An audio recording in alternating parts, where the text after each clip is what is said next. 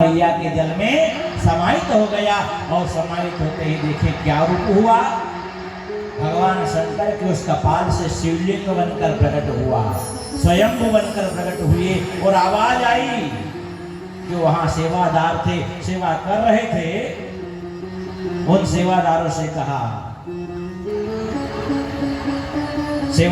कहा कि ये कपिलेश्वर शिवलिंग है, भगवान का कपाल गिरा है, यह कपाल तीर्थ बनकर प्रकट हो, इसका पूजन करें। नर्मदा मैया का तेज से आज भी कपालेश्वर तीर्थ बसा है नर्मदा के तट पर। स्वयं शंकर ने स्थापित किया है। स्वयं शंकर आते हैं और शंकर जी महाराज ने अनेक तीर्थ स्थापित किए। इन्हीं तीर्थों में श्रृंगी ऋषि, आषाढ़ी ऋषि से कहा गया है, प्रमाण मिलता कि यह दिन जब भगवान आए तो आषाढ़ का समय था। आषाढ़ का समय हमारे यहाँ 12 महीने हैं, 12 महीने हैं। अभी जो लोग बैठे उनको पता होगा, लेकिन आने वाली पीढ़ी को इसका पता नहीं लगेगा। क्यों नहीं लगेगा? क्योंकि हमने उन्हें वह शिक्षा दी ही नहीं है। हमने तो उन्हें इंग्लिश मीडियम में पढ़ाया है। बच्चों को यदि इंग्लिश मीडियम पढ़ाओगे तो आप जानोगे जनवरी, फरवरी, मार्च, अप्रैल, मई, जून, जुलाई, अगस्त, सितंबर, अक्टूबर, नवंबर और दिसंबर, बस भैया यही जानेंगे। लेकिन हिंदू सनातन धर्म में 12 महीने अलग अलग बताए गए हैं और वह शुरुआत में आते हैं जिसका आरंभ होता है चैत्र गुड़ी पड़वा से।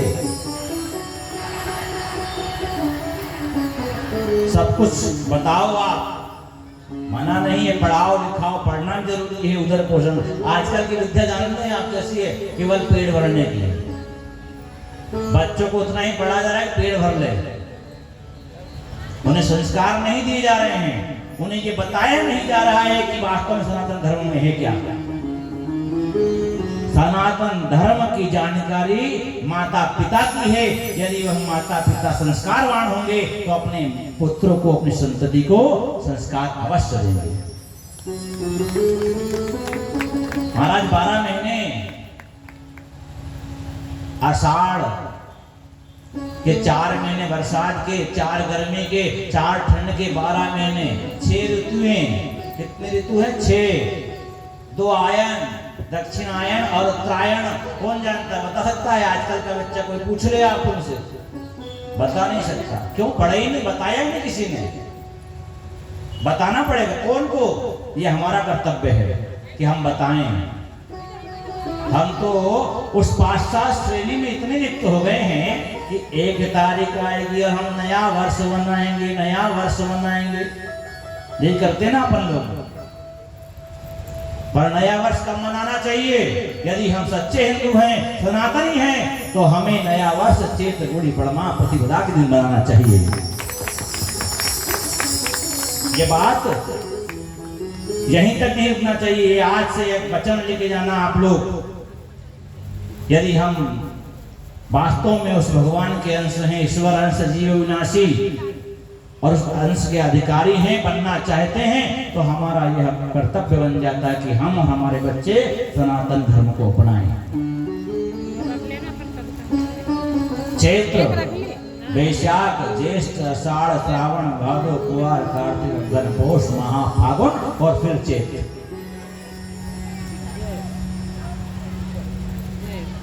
यहाँ बसंत ऋतु आती है ना, प्रकृति में हरियाली छाए, प्रकृति के फूल पौधे अपने आप खिले उठने लगे, समझ लो बसंत आ गया। क्या आ गया? बसंत आने वाली अगले पखवाड़े में बसंत ऋतु, बसंत पंचमी आएगी ना।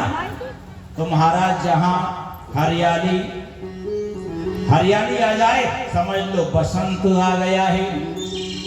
और यहाँ संस्कृति में सुधार आ जाए, यहाँ संस्कृति में अच्छे विचार आ जाए, वहां समझ लेना संत आ गए, संत आ गए। हमारे यहाँ 2 प्रधान है, संत और बसंत। यहाँ बसंत आता, प्रकृति हरियाली युक्त हो जाती है, नया वर्ष आ जाता है। और उसी प्रकार यदि जीवन में संत आ जाए तो जीवन में भी नयापन अपने आप आ जाता है। तो अपने संस्कार को, अपने सभ्यता को यदि आगे बढ़ाना है, विद्याध्ययन कराओ, अवश्य कराओ, मना नहीं है, पढ़ाना पड़ेगा, आज की व्यवस्था है। लेकिन उन्हें यही बताओ। अब आप विचार करो, इंग्लिश मीडियम बच्चे से पूछ लो तिथि कितनी है, पता है? पढ़ लिख कर विदेश चला गया और विदेश जाकर के रहने लग गया। इधर माता पिता का मरण हुआ, मरण हो गया, महाराज मर गए हैं, फोन लगाओ पुत्र को, बेटे को फोन लगाया, अरे भैया तेरे पिता ने अपना शरीर छोड़ दिया, शरीर छोड़ दिया। आधी रात यहाँ उजाला है, वहां अंधेरा है महाराज, वहां अंधेरा है और यहाँ प्रकाश है। फोन गया आधी रात में, और रात में फोन गया पुत्र के पास, अरे दिन भर का परेशान था और कौन फोन लगा गया, जैसे देखा घर से फोन है, फोन उठाया, क्या हो गया? दिन भर काम करो, शाम को रात्रि में आओ, आप लोग परेशान करते हो, क्या हुआ? माँ ने धीरे से जोर से बोलने वाले पुत्र से कहा, अरे पुत्र क्या बताऊं, तेरे पिता का अभी अभी प्राणांत हो गया, प्राण निकल गए। जैसे ही प्राण की बात सुनी, निकल गए होंगे, क्या करे? तू आजा बेटा, माँ मुझे टाइम नहीं है, मेरे पास समय नहीं है, काम छुट्टी मिलने वाली, छुट्टी नहीं मिलेगी मुझे, तो कौन करेगा? आसपास के लोग इकट्ठे हुए, क्या करना है? आएगा कि नहीं आएगा? क्या कहे बूढ़ी माँ, रोते रोते फोन रख दिया और रो करके कहती है, संस्कार नहीं दे पाई मैं, संस्कार देती ना तो वो ऐसा नहीं कहता। विचार करो, आप पढ़ा लिखा लिया है, बड़ा कर दिया, विद्या पढ़ा दी, ज्ञान दे दिया, लेकिन इस ज्ञान का क्या फायदा जो अपने माँ बाप के अंत समय में ना आ पाए, जो अपने माँ बाप की सेवा ना कर पाया हो? क्या मतलब है ऐसा पढ़ाने से? उसे धन से क्या हो सकता जो केवल सेवा ना कर पाए? भैया निवेदन है, पढ़ाओ, अवश्य पढ़ाओ, लेकिन संस्कार जरूर दो। मां ने कह दिया, मना कर दिया, वो नहीं आएगा, उसे ज्ञान नहीं है। लोगों ने उठाई और उठा करके संसार में ले जाने लगे, जीवन निकल गया। एक लौता पुत्र जिसका, और वह भी साथ छोड़ दे। लोग कहते हैं पुत्र होना चाहिए, पुत्र होना चाहिए, अंत समय में हमारे को अग्निदाह कर्म करेगा, क्रिया कर्म करेगा, हमारा उद्धार हो जाएगा। अरे ऐसे उद्धार से क्या मतलब? उसको पढ़ा दिया, वो विदेश में है और यहाँ पिता का शरीर पड़ा है।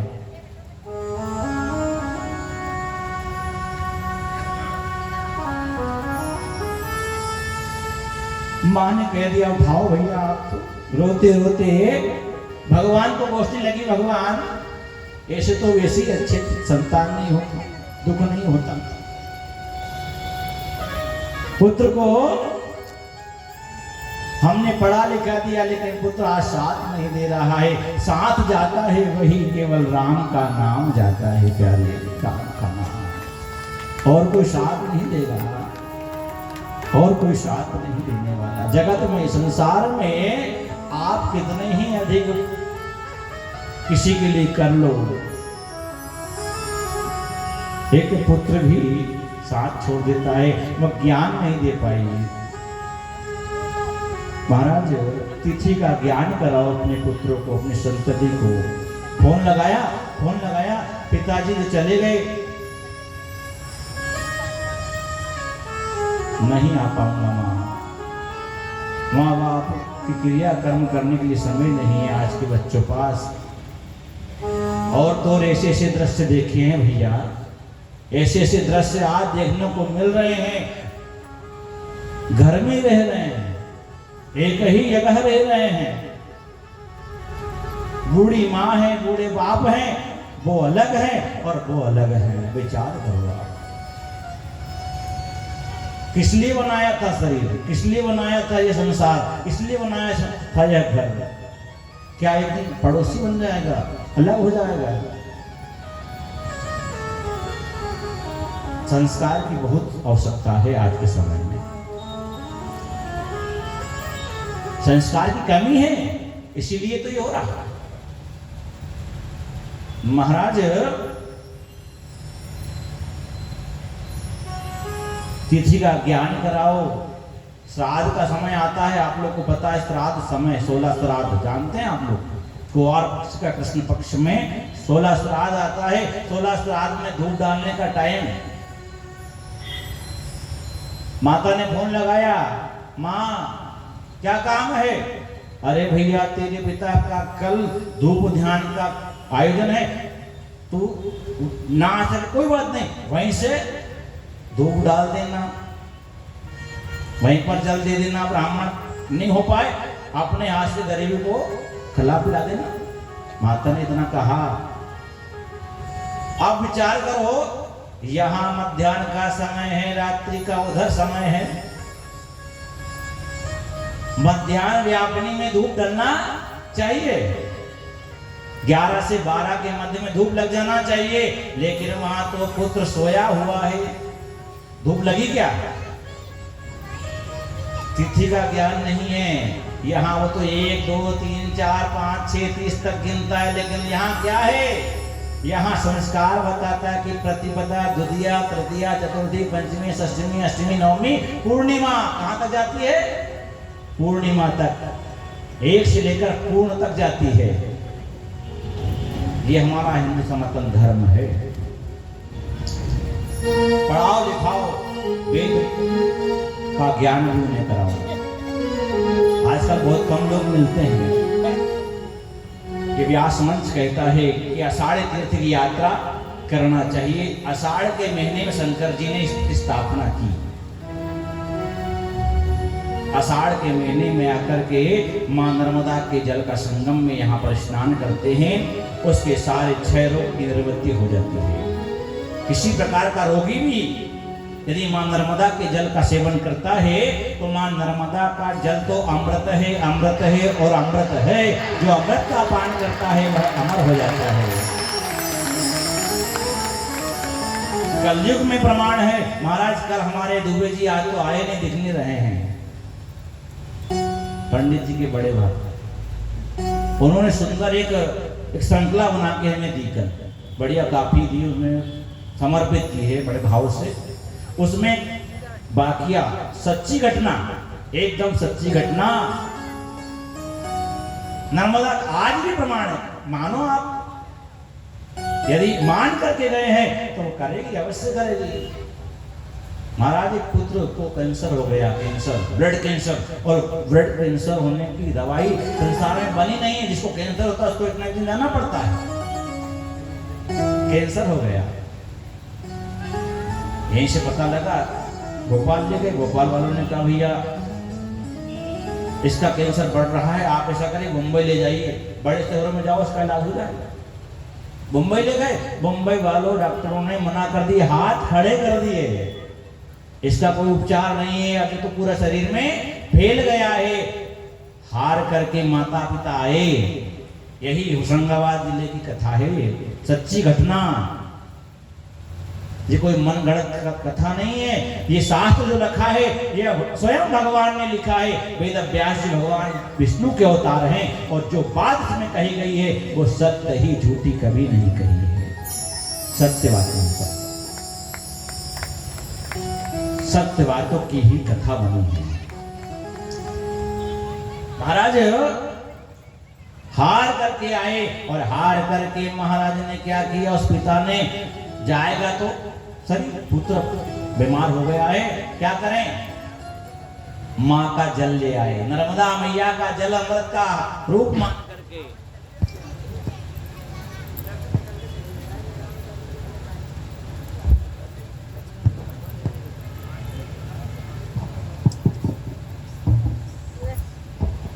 बोलो नर्मदा मैया की। ऐसा लग रहा है कि आज जरा भोजन तेज हो गया है। हाँ, जयकारा बहुत धीरे से आ रहा है ना, इसलिए भैया कभी कभी क्या होता है अधिक खा लेते तो आवाज जय हो। हाँ, थोड़ा जयकारा जोर से लगाओ। और आज के दिन फिर तो कल तो खाका खैया उड़ी चढ़ैया। आज का दिन है, आज बुलाएंगे कल बुलाएंगे, फिर परसों तो आप जानो। जयकारा लगाओ बड़े प्रेम से, जय बोला करो, नहीं तो जो जय नहीं बोलेगा उसके पाप निकल करके। बोलो नर्मदा मैया की।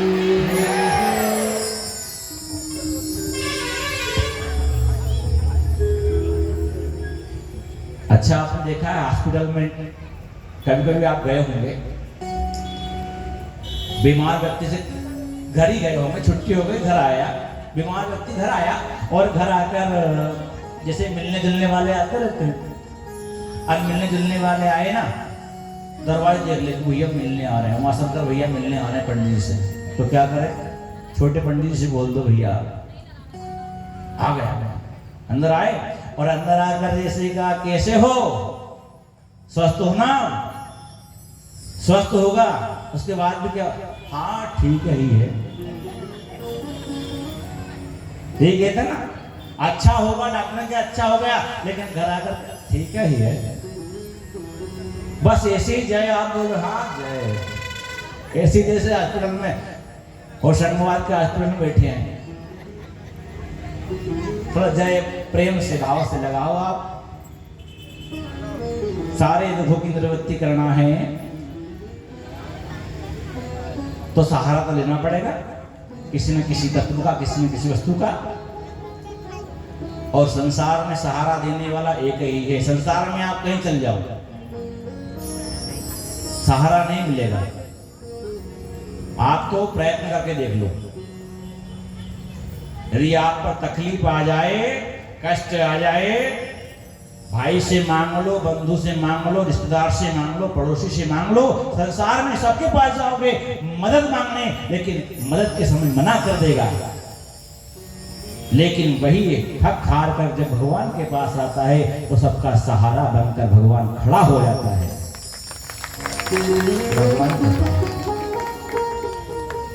भगवान सहारा बनते हैं, संसार का सहारा नहीं है।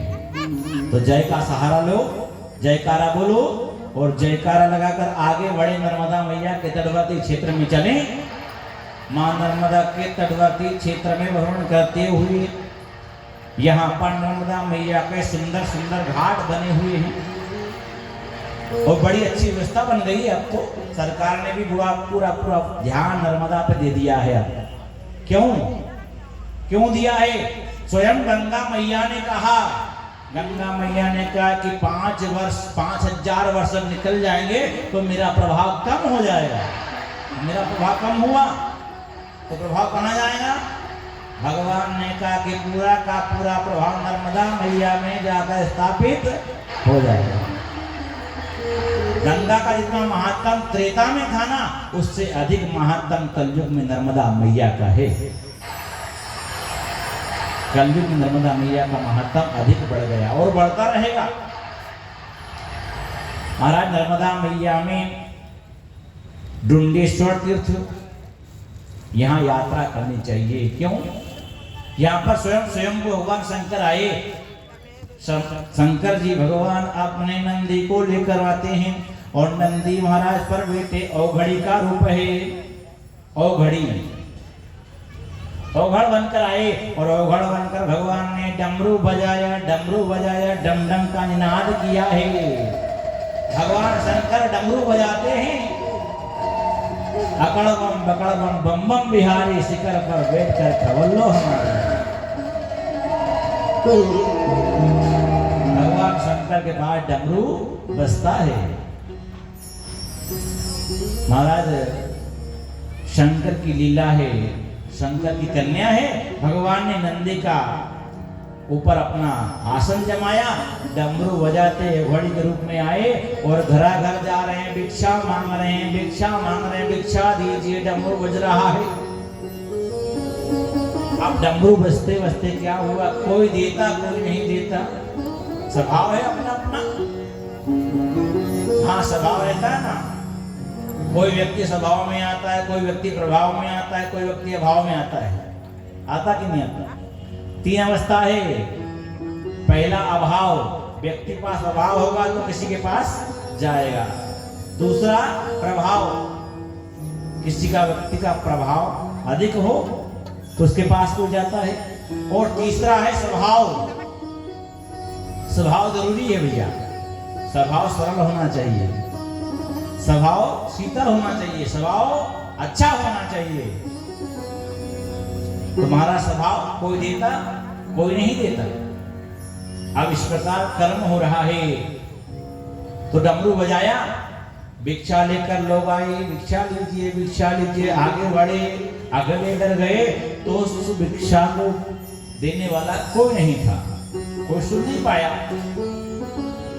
कभी कभी लोग मना कर देते हैं, बाबा आगे बढ़ो, अभी नहीं, टाइम नहीं, आगे बढ़ो आगे बढ़ो। बाबा ने जैसे कहा, सुनना कि आगे बढ़ो, बाबा ने डमरू बजाया। जैसे डमरू बजाया, घर में आग लगना आरंभ हो गई, आग लगना चालू हो गई, आग लग गई। हाँ, आग का बड़ा प्रभाव है भैया, आग का बड़ा प्रभाव है।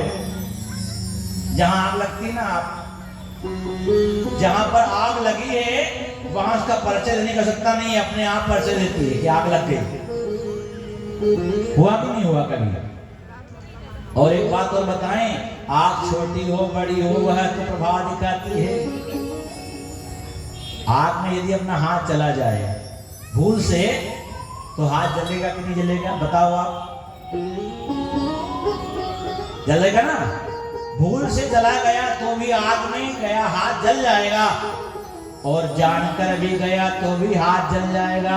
ऐसे भगवान की कथा है, भगवान का नाम भूल से ले लो या जान कर ले लो, वो तो उसका प्रभाव दिखाएगा, वो भस्म कर देगा सारे पाप को, समन कर देगा। 1000 मन का ऋण का ढेर रख दो और 1000 मन के ऋण के ढेर में एक चिंगारी लाकर डाल दो, वह 1000 मन का ऋण का ढेर जलकर भस्म हो जाता है। इसी प्रकार भगवान का नाम है, आप कितना ही पाप कर लो, एक नाम लाकर उसमें चिंगारी डाल दो, पूरा का पूरा भस्म। बोलो नर्मदा मैया की। अब घर जल रहे हैं, डमरू का वादन हो रहा है। पूरे नगर में जो लोग ने दिया उनका घर नहीं जला, लेकिन जिनने नहीं दिया है उनका घर जल रहा है। जो दे रहे हैं उनका घर जलता क्या? जो दान करता है, पुण्य करता है, उसके घर में भी आफत नहीं आती, कष्ट नहीं आता। ये कथा और जिन लोगों ने दान दिया है, दान सब दे रहे हैं, लेकिन दान के साथ साथ सहयोग बहुत जरूरी है। पैसा सब कुछ नहीं होता, सब कुछ पैसा नहीं है। महाराज, इस प्रकार से घर जल रहे हैं। क्या हुआ? लोगों ने आग बुझाना चाहिए लेकिन आग नहीं बुझ रही है। क्या हुआ भैया? महाराज, वो बाबा आए थे ना, वो बाबा ने डमरू बजाया इसलिए आग लग गई। चलो बाबा के पास जाओ। बाबा कहाँ गए? तो वन में बाबा बैठे हैं।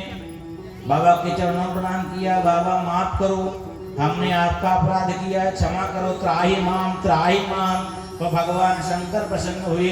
भगवान शंकर ने कहा ठीक है, मेरे यहाँ से आज्ञा लेकर जाओ। क्या आज्ञा है?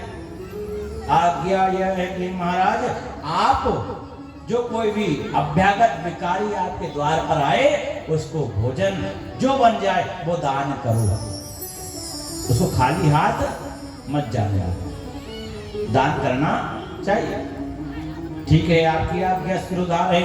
महाराज डमरू लाकर बाबा ने दिया है, डमरू ले जाओ और अपने घर पर डमरू बजाना, अग्नि अपने आप ठंडी हो जाएगी।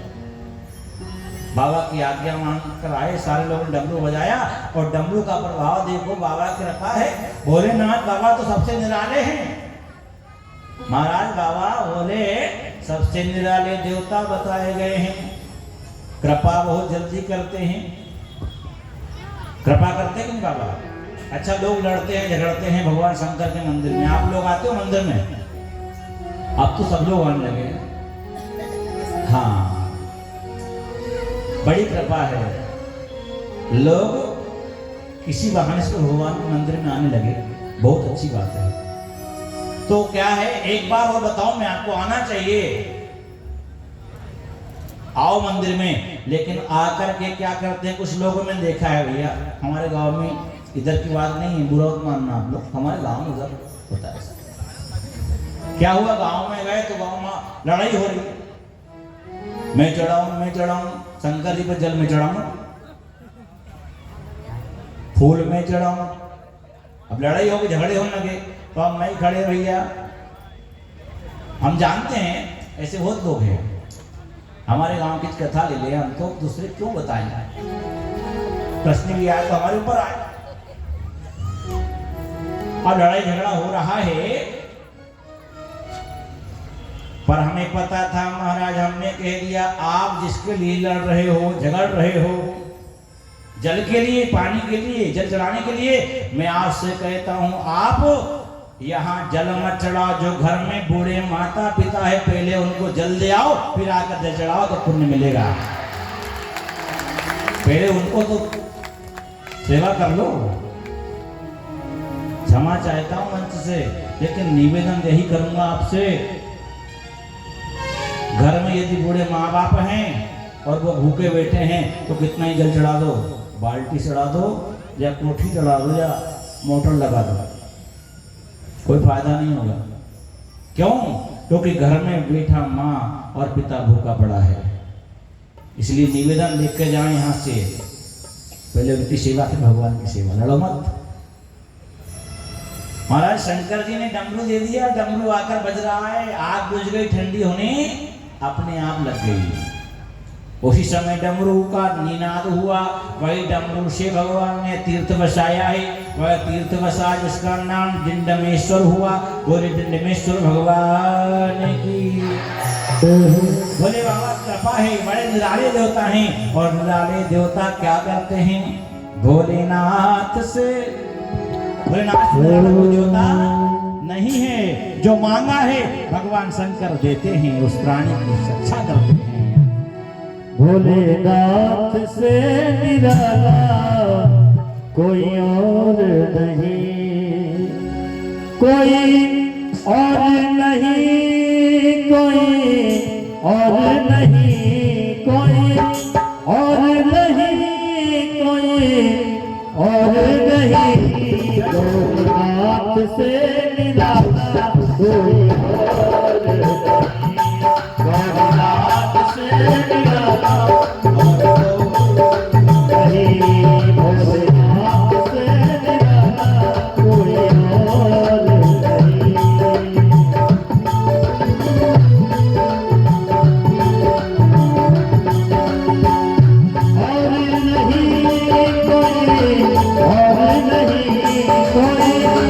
और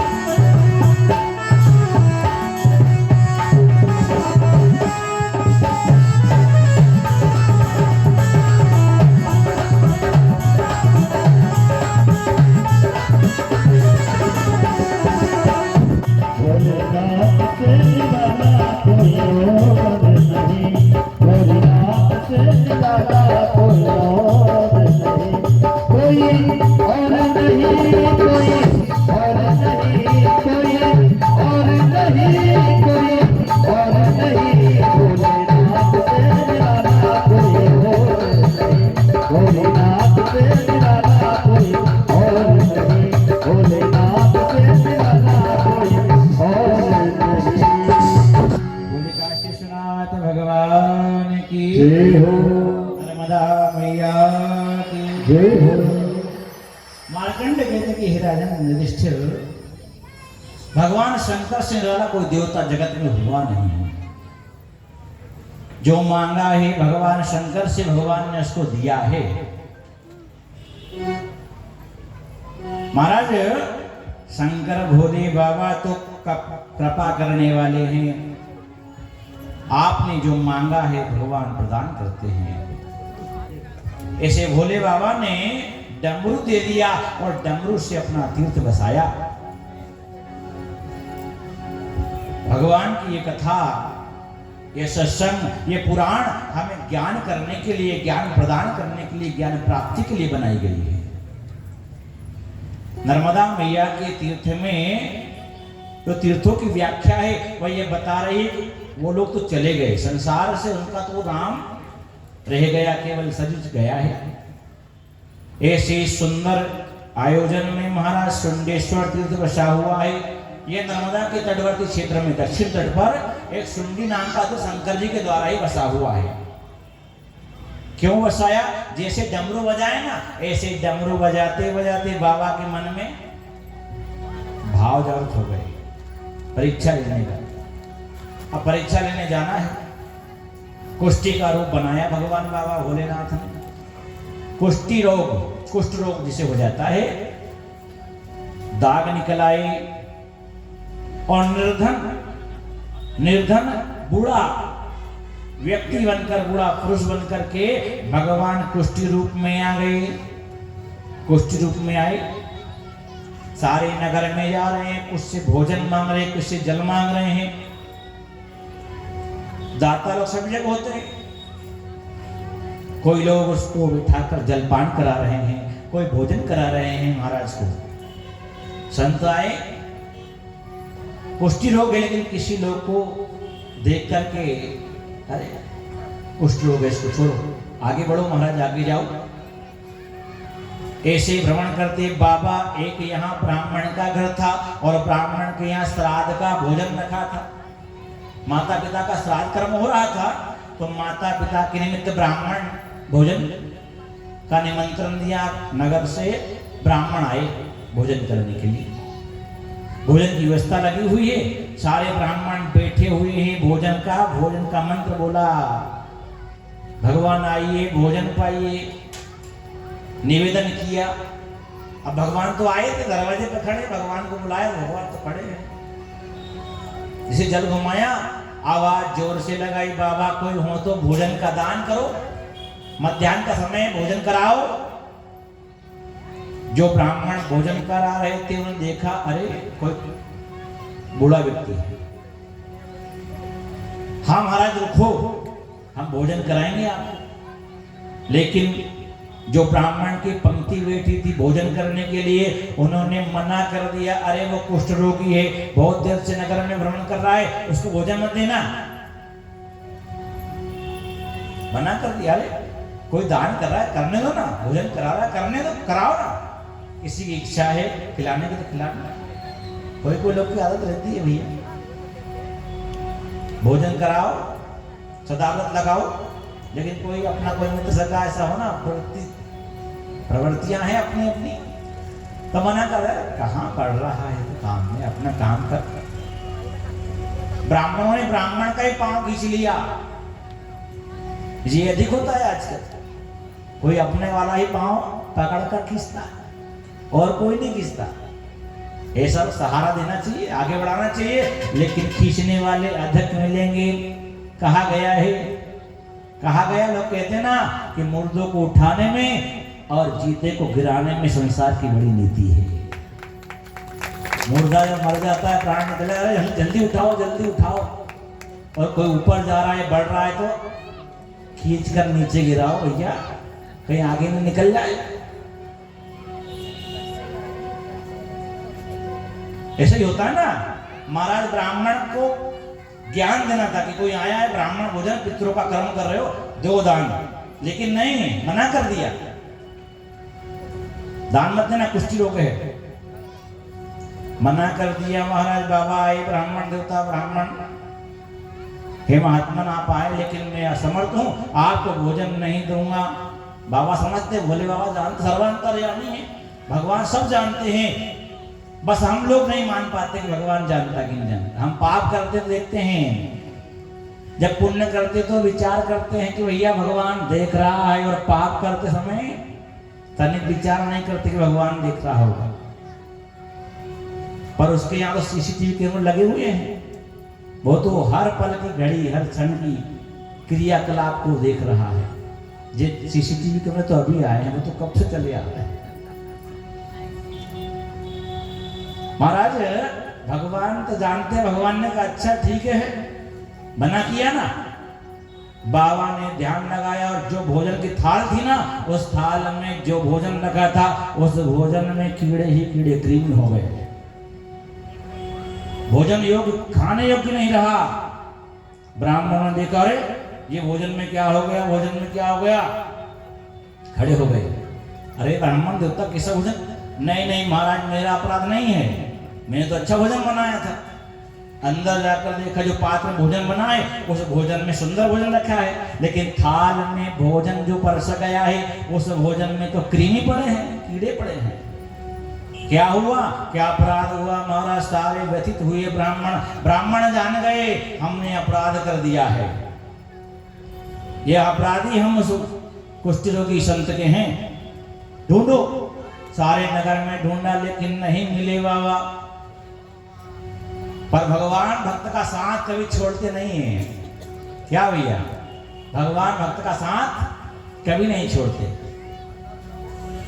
भगवान वही थे और वन में जाकर बैठ गए, और बैठे हुए भगवान ध्यान कर रहे हैं। जो देखा ब्राह्मण ने, अरे वो बैठे बाबा, चलो चलो, दौड़ कर गए, चरणों प्रणाम किया, महाराज क्षमा कर दीजिए, अपराध हो गया। सारे ब्राह्मणों की दशा देखकर भगवान शंकर प्रसन्न हो गए और भगवान ने कहा, अरे ब्राह्मणों, तुम्हारा कर्तव्य क्या था कि ब्राह्मण को दान देने के लिए आगे बढ़ाना था, भोजन कराने के लिए उसको प्रेरणा देना था, उसकी सहायता करना था, लेकिन तुमने उसको मना कर दिया। हाँ महाराज, त्रुटि हो गई है, क्षमा करिए। तो भगवान शंकर भोले बाबा प्रसन्न हुए और भगवान ने कहा, ठीक, आज के बाद मत करना, जो कोई आपके घर पे भोजन के समय आ जाए तो उसको भोजन 1 2 जितनी बन जाए उतना दो। घर पर ब्राह्मणों से कह दिया, जाओ ब्राह्मण देवता आप जाकर के भोजन करो। नहीं नहीं महाराज, अब आपको भी हम साथ में ले जाएंगे।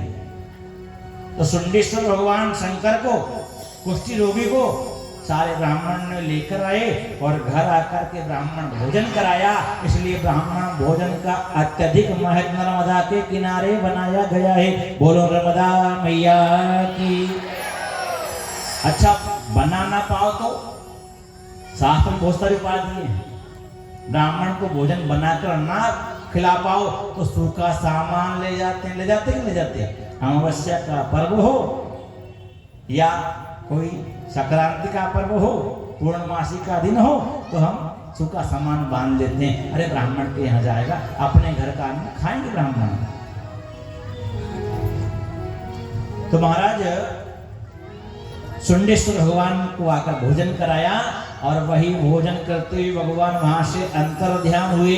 जहां बाबा बैठे थे वहां पर नर्मदा मैया की कृपा से एक शिवलिंग प्रकट हो गया, शिवलिंग प्रकट हो गया। बोल नर्मदा मैया की।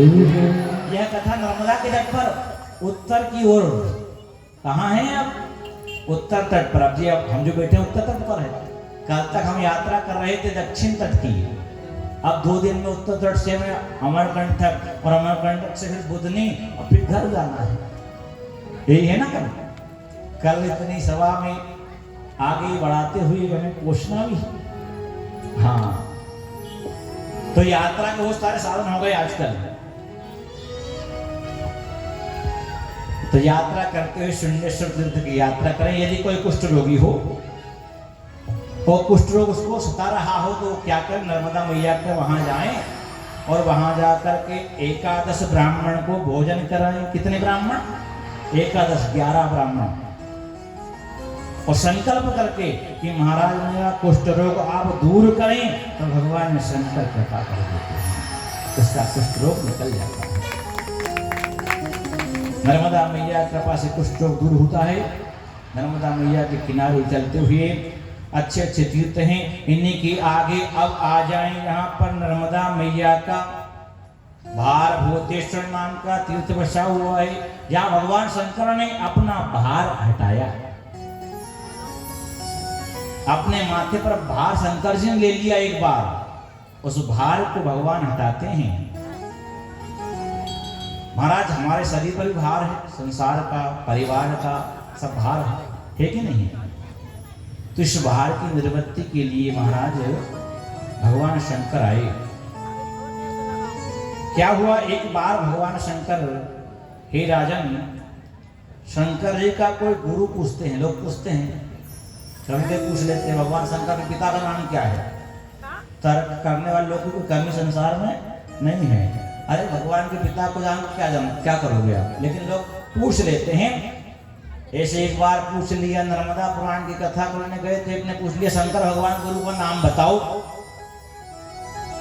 अब हमने तो मैया कृपा थी, थोड़ा पढ़ लिया था ये पुराण में, मैया कृपा से हाँ हाँ बताएंगे ना। तो ये भार भूतेश्वर नाम के तीर्थ में भगवान ने अपना गुरु बनाया है, गुरु बनाया शंकर जी ने।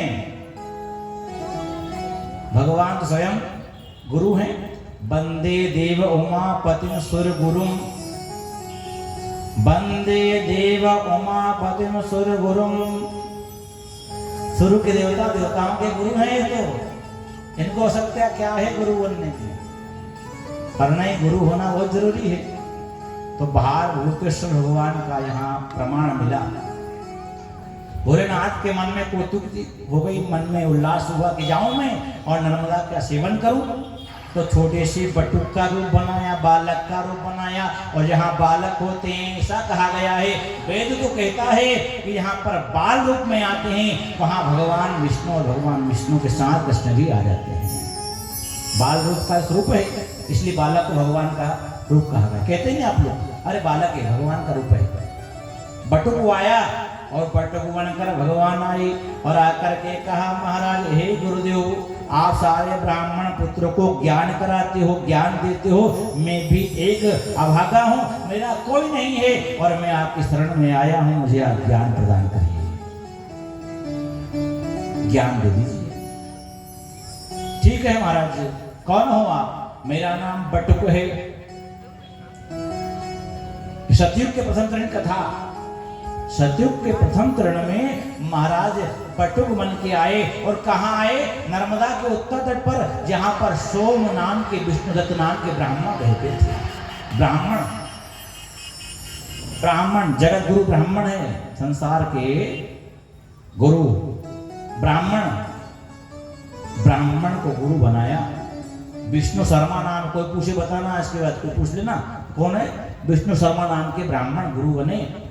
बटुक ब्राह्मण के यहाँ पर गुरु बन गए, और गुरु बनकर शिक्षा अध्ययन, विद्याध्ययन हो रहा है।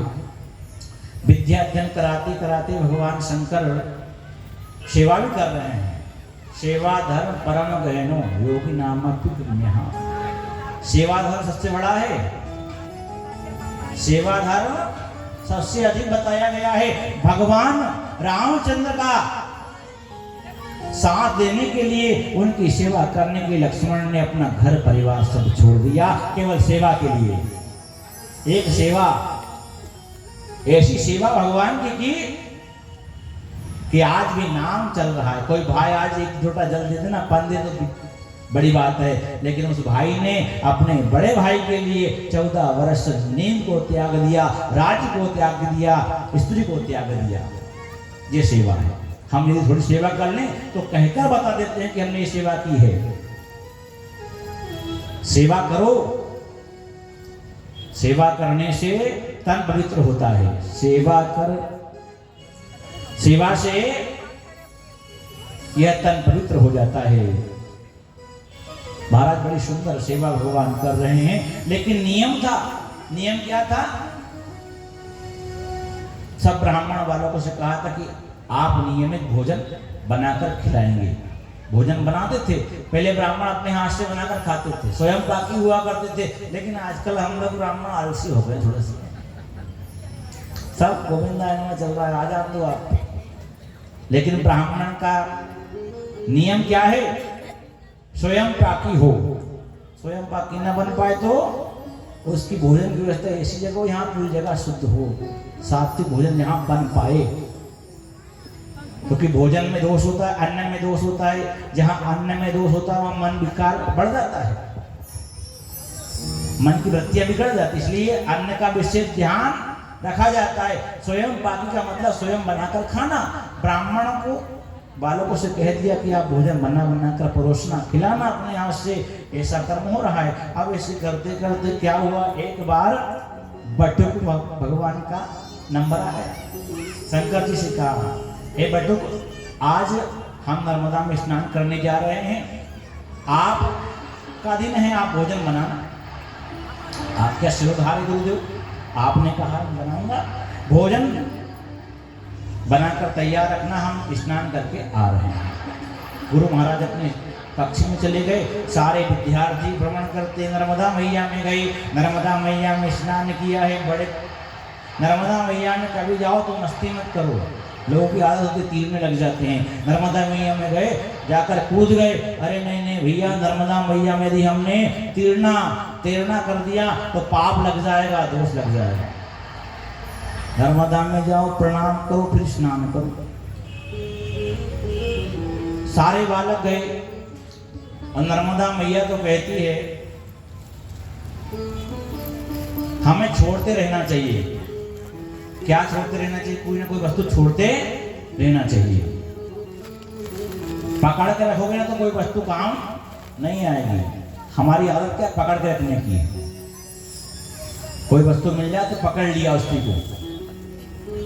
लेकिन यहाँ तो कहा गया है कि यदि हम नर्मदा में स्नान करने जाएं तो कुछ छोड़ना पड़ता है। जैसे स्नान करने गए तो हाथ में घड़ी है तो पहले घड़ी छोड़ते, कीमती वस्तु छोड़ दिया। फिर क्या, जेब में मोबाइल है तो कीमती उसको भी छोड़ दिया, छोड़ना पड़ेगा। तट पर फिर अपने वस्त्र निकाले, फिर जाकर स्नान किया। कहने का तात्पर्य यह है भैया, यदि संसार से तरना है तो छोड़ना आरंभ कर दो, छोड़ना चालू कर दो। ये संग, हमारा संग जो है ना, ये संग चल रहा है, इसको थोड़ा थोड़ा त्याग दे चलो, छोड़ते रहो। ये विषय व्यासना का थोड़ा त्याग करते रहो। तो महाराज सारे विद्यार्थी आए, स्नान किया, मैया में स्नान कर रहे हैं। लेकिन बटुक शंकर भगवान कामधेनु को बुला लिया, गाय मैया को बुलाया, कामधेनु मैया। गाय से कहा, गौ माता सुंदर पकवान बनाकर तैयार रखो। गौ माता ने कृपा की है, सुंदर पकवान मैया ने बना दिए। मिष्ठान बना करके मैया अंतर ध्यान हुई गौ माता। इधर बटुक आते शीघ्र पहुंच गए नर्मदा के किनारे। बटुक को देखकर सारे लोग, अरे तेरा तो भोजन बनाने का काम है ना, तू यहाँ क्यों आया? इसलिए आया जहाँ भोजन बना। बटुक ने कहा, महाराज आपको तो भोजन करने से मतलब भोजन ना मिले तो कहना आप। अरे नहीं नहीं, तूने भोजन नहीं बनाया होगा, जा भोजन बना। अरे भैया, आपको आम खाने से मतलब कि गुठली गिनने से आपको खाना भोजन मिलेगा। जिद पकड़ ली, हट पकड़ ली। हमारे यहाँ 3 हट है, बाल हट, योग हट और क्रिया हट। अच्छे अच्छे लोग हार जाते हैं। क्रिया हट भी देखा होगा, यहाँ तो नहीं देखने में आया उधर हमारे। बाल हट, क्रिया हट और योग हट। बालक के मन में आ जाए कि वस्तु चाहिए तो चाहिए। योगी ने ठानने की ये करना ही है तो करना ही है। और तीसरा है क्रियाहट। क्रियाहट भी बड़ा खतरनाक होता है।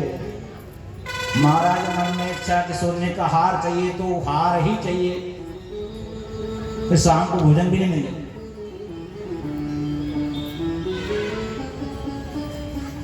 तो महाराज भोलेनाथ बाबा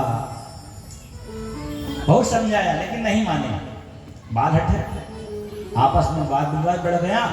वाद विवाद बढ़ते भगवान ने कहा कि आपको यदि भोजन यहाँ से जाने के बाद ना मिले तो जो आप दंड देंगे उसको स्वीकार करूंगा, मैं स्वीकार कर लूंगा, ठीक है महाराज, लेकिन शर्त यह है यदि भोजन मिल गया और भोजन कर लिया तो कल इसी नर्मदा मैया में तुम्हारी गठरी बांधकर छोड़ दूंगा। शर्त मंजूर है। सारे विद्यार्थी जानते थे भोजन क्या बना पाया, इतने विद्यार्थी का भोजन कहाँ बना पाएगा। हाँ ठीक है, शर्त लगा ली और शर्त लगाकर चलो। जैसे ही गए महाराज गुरुशाला में, यज्ञशाला में प्रवेश किया, यहाँ भोजन बन रहा था। भोजन जहाँ पर परसा हुआ था वहां जाकर देखा तो सारे विद्यार्थी अचंभित हो गए। अरे इतना सुंदर भोजन, स्वादिष्ट भोजन तैयार है, चलो भोजन करो। गुरु को बुलाया, गुरु महाराज ने निमंत्रण दिया, सब विद्यार्थी आए और विद्यार्थी ने भोजन आरंभ कर दिया। भगवान की कृपा से देखो कामधेनु का बना हुआ भोजन सारे विद्यार्थी कर रहे हैं बड़े भाव से। भोजन बड़े भाव से करना चाहिए।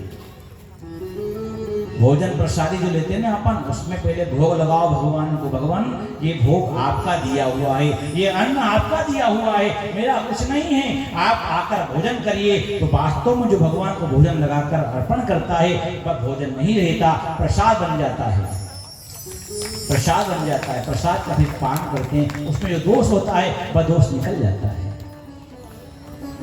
गुरु महाराज ने सुंदर भोग लगाया, विद्यार्थी का भोजन आरंभ करो। भोजन चल रहा, बड़े भाव से भोजन हुआ। अपने कर्म में लग गए और कर्म के लगने के बाद पुनः दूसरे दिन का प्रातः काल उदय हुआ है। सूर्य भगवान के दर्शन करके सारे विद्यार्थी गुरु से आज्ञा लेकर पहुंच गए नर्मदा के किनारे। नर्मदा के तट पर आई, नर्मदा को प्रणाम किया। उसी में बट्टू भगवान खड़े हैं। शंकर भगवान ने रोक दिया, भैया रुक जाओ। क्यों? अरे कल की शर्त याद है? हाँ हाँ याद है। अरे अब तो बड़ा कष्ट आ गया। क्या शर्त थी? भोजन मिलेगा तो भगवान जो बटुक है वो सबको बांध करके जल में डुबा देगा। हमारा सबको बांधा है भगवान ने, बटुक भगवान ने सबको बांध लिया। एक पोटली बनाई और पोटली बना करके सारे विद्यार्थियों को भगवान शंकर ने नर्मदा मैया में डाल दिया। बोलो नर्मदा मैया की। जल में सारे विद्यार्थी डूब गए। गुरु महाराज के पास भगवान बटुक आए, प्रणाम किया। गुरुजी हमने शर्त लगाई और शर्त के हिसाब से हमने सारे विद्यार्थी को डुबो दिया है, जल में छोड़ा है। गुरु ने कहा क्या कर दिया तूने, अपराध हो गया। यदि तू उनको नहीं लाएगा तो उसके माता पिता, उनके जो माता पिता तुमको मार देंगे, जाओ वापस जाओ। गुरु की आज्ञा है, गुरु महाराज की आज्ञा का पालन करना चाहिए। आज्ञा जो दी है उसको पालन करो।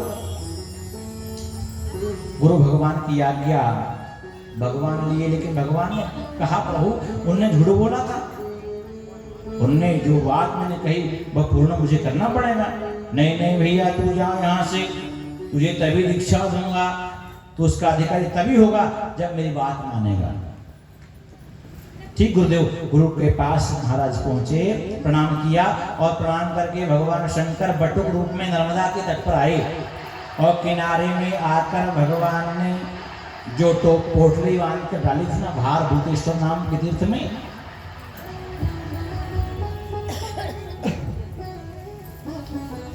वह पोटली को भगवान शंकर ने निकाले और निकाल करके भगवान ने वह पोटली को लेकर सामने गुरु को रख दिया। गुरु महाराज यह सारे विद्यार्थी हैं, अरे ये तो सारे मरे पड़े हैं, इनके प्राण निकल गए हैं, अब क्या होगा? हे भगवान सारा दोष मुझे लगेगा, इनके माता पिता क्या जवाब दूंगा?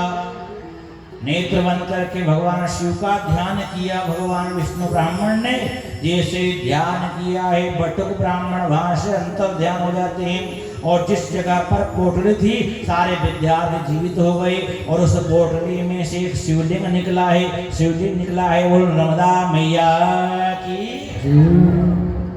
भगवान शंकर ने अपने माथे पर लगा भार निकाला। जो भार लग गया था, दोष लग गया था, उस दोष से भगवान निर्वृत्त होते हैं। गुरु ने देखा रे शिवलिंग है, उसका पूजन किया है। और पूजन करके सारे विद्यार्थियों से कहा कि बटुक और कोई नहीं, भगवान शंकर थे, शंकर थे।